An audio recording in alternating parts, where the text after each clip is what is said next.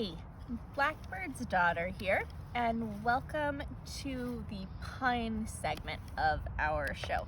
So today we are going to be processing pine needles, and this is from white pine, which is the tree that I grew up with the most. We're actually at my parents' house right now, and this is a tree that I spent years playing under and loving up. So it's really cool to be able to make medicine from this. So today we're going to be making a simple pine needle tincture, and all you need is vodka or brandy or another alcohol and a clean jar and some fresh, clean pine needles. It's great if you can use a little bit of the twigs too, because there's a lot of good medicine in here. And if you take your pine and you peel it back a little bit, you can see that the inner bark, the cambium layer, is this lighter green color. And when you do this, you'll notice that there's a little bit of sap that's in there too. And it's really sticky, and it's filled with essential oils and all sorts of really useful elements. So this here, this thin inner bark, this is the cambium. It's a survival food. It's kind of chewy. Sometimes I just chew it kind of like gum. And so you can add this in to your tincture as well.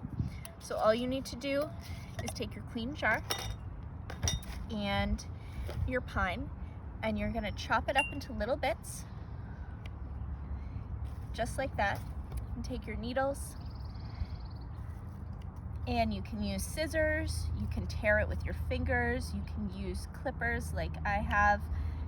Whatever you do is fine. You're just getting it into tiny little pieces so that all of the vitamin C and the good minerals and elements that are in here will come out into your tincture.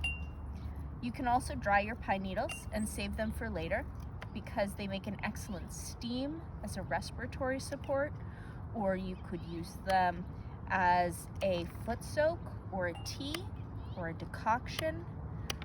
Pine's just a really wonderful plant. I like to even use this as a seasoning on top of fish, or blend it in with salts and sugars.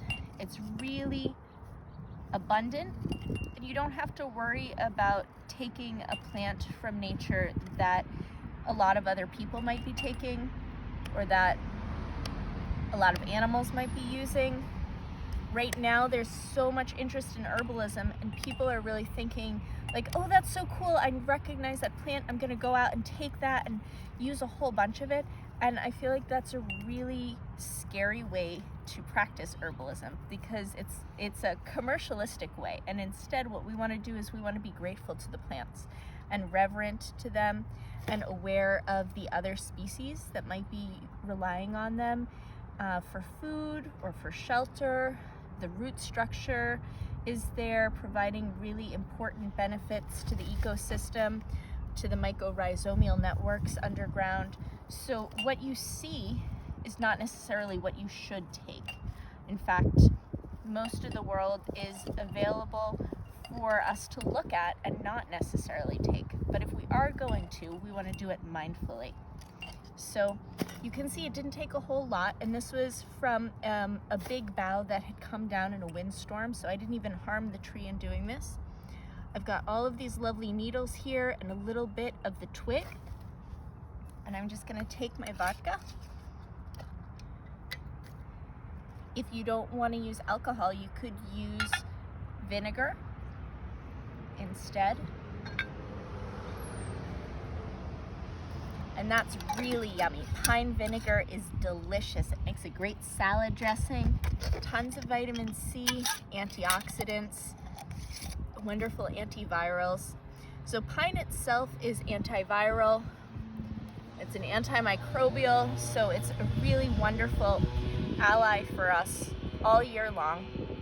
I'm just shaking it a little bit, and every day I'm gonna shake this, and in a couple months time I will strain it out, and it will be a wonderful vinegar, or excuse me, a wonderful tincture that I can use as a flavoring agent. I can use it in other combination with other herbs. I could add it to a cup of hot water and let the alcohol evaporate and have myself a cup of instant pine tea if I weren't around a place that I could make tea. It's awesome.